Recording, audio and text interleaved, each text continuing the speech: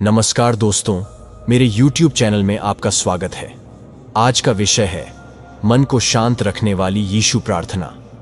जैसा कि हम सभी जानते हैं, आज की व्यस्त जिंदगी में तनाव और कामुक विचार होना आम बात है।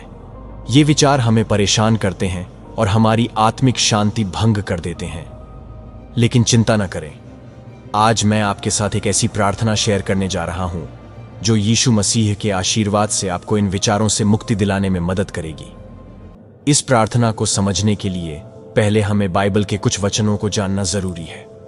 वचन जानने से पहले इस विषय पर प्रभु की प्रार्थना करना जरूरी है।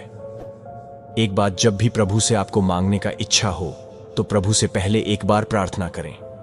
इससे प्रभु खुश हो जाते और जी भर के आशीष देते हैं। और एक बात, मन में आने वाले कामुक विचार हमें पाप में ले जा सकते हैं और हमारे आध्यात्मिक जीवन को नुकसान पहुंचा सकते हैं। इन विचारों से लड़ने के लिए हमें यीशु मसीह की शक्ति की आवश्यकता है। और प्रभु की शक्ति तभी मिलता है जब कोई उनका दिल से प्रार्थना करते हैं। तो आइए इस गलत विचार से अपनी मन को हटाने के लिए प्रभु की आशीर्वाद प्राप्त करें। प्रार्थना। प्रिय यीशु मसीह, मैं आपके सामने आता हूं और अपने मन में आने वाले कामुक विचारों से मुक्ति के लिए प्रार्थना करता हूं। मैं जानता हूं कि ये विचार पाप में ले जाते हैं और मेरे आध्यात्मिक जीवन को नुकसान पहुंचाते हैं। मैं आपसे क्षमा चाहता हूं कि मैंने इन विचारों को अपने मन में पनपने दिया है। मैं आपसे विनती करता हूं कि आप मुझे इन विचारों से लड़ने की शक्ति दें। मुझे पवित्र आत्मा से भरें ताकि मैं आपके वचन के अनुसार जी सकूं। मुझे अपने विचारों को नियंत्रित करने और पवित्रता में जीने की क्षमता प्रदान करें। मुझे उन लोगों से दूर रखें जो मुझे इन विचारों में डालते हैं और मुझे उन लोगों से घेरें जो मुझे आपके करीब लाते हैं। मैं आप पर विश्वास करता हूं कि आप मुझे इन विचारों से मुक्त कर सकते हैं और मुझे एक पवित्र जीवन जीने में मदद कर सकते हैं। आपके नाम में प्रार्थना करता हूं, आमीन।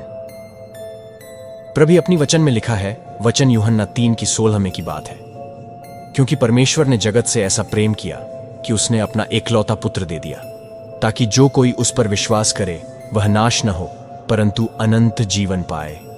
यह वचन हमें क्या कहते हैं? वचन पहला सिखाते हैं परमेश्वर का प्रेम। यह वचन परमेश्वर के प्रेम की गहराई को दर्शाता है। परमेश्वर ने जगत से इतना प्रेम किया कि उसने अपना इकलौता पुत्र यीशु मसीह को इस धरती पर भेजा। यीशु मसीह का जन्म, जीवन, मृत्यु और पुनरुत्थान, यह सब परमेश्वर के प्रेम का प्रमाण है। फिर यह वचन दूसरा सिखाता है विश्वास का महत्व। इस वचन में विश्वास का भी महत्व बताया गया है। जो कोई यीशु मसीह पर विश्वास करता है वह नाश नहीं होगा परंतु अनंत जीवन पाएगा। यीशु मसीह में विश्वास का अर्थ है कि हम उसके द्वारा किए गए कार्य को स्वीकार करते हैं और उसके द्वारा प्रदान किए गए उद्धार को स्वीकार करते हैं। और तीसरा सिखाता है अनंत जीवन आपको कैसा पाना। इस वचन में अनंत जीवन का भी उल्लेख है। अनंत जीवन का अर्थ केवल मृत्यु के बाद जीवन नहीं है, बल्कि यह परमेश्वर के साथ एक व्यक्तिगत संबंध है। यीशु मसीह में विश्वास करने से हमें परमेश्वर के साथ एक नया जीवन मिलता है जो अनंत जीवन है। तो ये वचन यूहन्ना 3:16 एक बहुत ही महत्वपूर्ण वचन है। यह हमें परमेश्वर के प्रेम, विश्वास के महत्व और अनंत जीवन के बारे में सिखाता है। यह वचन आपके जीवन को बदल सकता है। यदि आप यीशु मसीह पर विश्वास करते हैं तो आप अनंत जीवन का अनुभव कर सकते हैं। अब आगे बात करते हैं परमेश्वर की वचन रोमियो 8:28, जिसमें प्रभु कहते हैं, हम जानते हैं कि जो लोग परमेश्वर से प्रेम करते हैं उनके लिए सब कुछ मिलकर भलाई के लिए होता है, अर्थात उन्हीं के लिए जो परमेश्वर की इच्छा के अनुसार बुलाए गए हैं। प्रभु यहां बहुत गहरा बात कही है। इसे और अच्छे से समझाते हैं परमेश्वर की योजना के बारे में। परमेश्वर की योजना ये है कि जो लोग उससे प्रेम करते हैं उनके लिए सब कुछ मिलकर भलाई के लिए होगा। इसका अर्थ ये नहीं है कि जीवन में कोई कठिनाइयां नहीं होंगी, लेकिन इसका अर्थ ये है कि परमेश्वर उन कठिनाइयों का उपयोग हमें अच्छा बनाने के लिए करेगा। आगे बताते हैं इस वचन में परमेश्वर की इच्छा के बारे में। यह वचन परमेश्वर की इच्छा के बारे में भी बताता है। परमेश्वर की इच्छा यह है कि हम उसके अनुसार जिएं। इसका अर्थ यह नहीं है कि हमें हर समय परमेश्वर की इच्छा का ज्ञान होगा, लेकिन इसका अर्थ यह है कि हमें उसकी इच्छा को जानने के लिए प्रयास करना चाहिए और उसके अनुसार जीने का प्रयास करना चाहिए।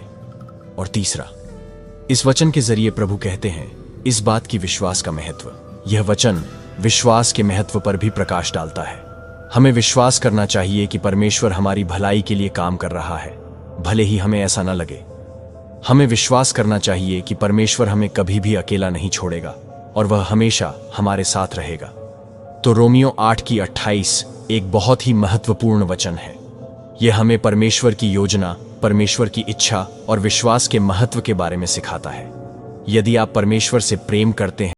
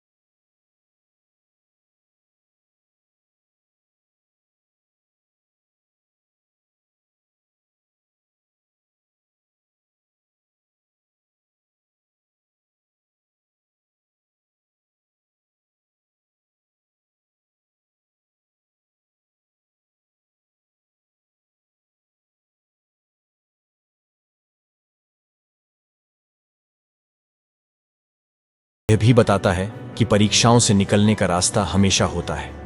परमेश्वर हमें परीक्षा के साथ ही निकलने का रास्ता भी देगा। हमें बस उस पर विश्वास करना है और उसकी सहायता मांगनी है। परीक्षाओं से निकलने का रास्ता। यह वचन हमें यह भी बताता है कि परीक्षाओं से निकलने का रास्ता हमेशा होता है। परमेश्वर हमें परीक्षा के साथ ही निकलने का रास्ता भी देगा। हमें बस उस पर विश्वास करना है और उसकी सहायता मांगनी है। 1 कुरिन्थियों 10:13 एक बहुत ही महत्वपूर्ण वचन है। यह हमें जीवन में आने वाली परीक्षाओं का सामना करने के लिए प्रोत्साहित करता है। यह हमें यह भी याद दिलाता है कि परमेश्वर हमेशा हमारे साथ है और वह हमें कभी भी अकेला नहीं छोड़ेगा। याद रखें कि कामुक विचार हमें पाप में ले जा सकते हैं और हमारे आध्यात्मिक जीवन को नुकसान पहुंचा सकते हैं। इन विचारों से लड़ने के लिए हमें यीशु मसीह की शक्ति की आवश्यकता है। वह तुम्हें ऐसी परीक्षा में नहीं पड़ने देगा जो तुम सह न सको, बल्कि परीक्षा के साथ ही निकलने का रास्ता भी देगा ताकि तुम सह सको। और तो और अपनी प्रार्थना में विशिष्ट बने।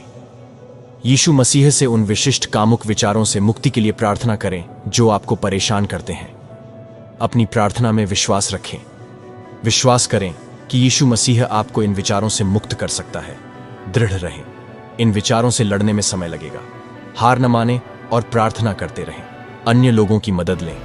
किसी पादरी, परामर्शदाता या विश्वसनीय मित्र से बात करें जो आपको इन विचारों से लड़ने में मदद कर सके। आप आखिरी में भी, यानी अपनी बातें प्रभु के सामने रखने के बाद, फिर से एक बार उसी तरह से प्रभु से प्रार्थना कर आप प्रभु को धन्यवाद दें। तो जाते जाते एक बार और प्रार्थना करते हैं। प्रिय यीशु मसीह, मैं आपके सामने आता हूं और अपने मन में आने वाले बुरे विचारों से मुक्ति पाने के लिए प्रार्थना करता हूं। मैं जानता हूं कि ये विचार मुझे पाप की ओर ले जाते हैं और मेरी आत्मिक उन्नति में बाधा डालते हैं। मैं आपसे क्षमा मांगता हूं कि मैंने इन विचारों को अपने मन में पनपने दिया। मुझे इन विचारों से लड़ने की शक्ति प्रदान करें।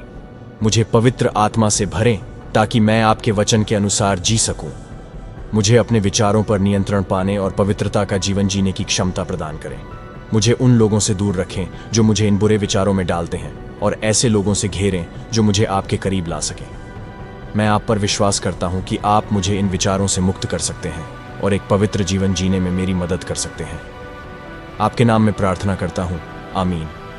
वीडियो अच्छा लगा तो लाइक करें, कमेंट में जय मसीह की लिखकर हमें भी प्रोत्साहित करें। आज के लिए आपको बहुत बहुत धन्यवाद।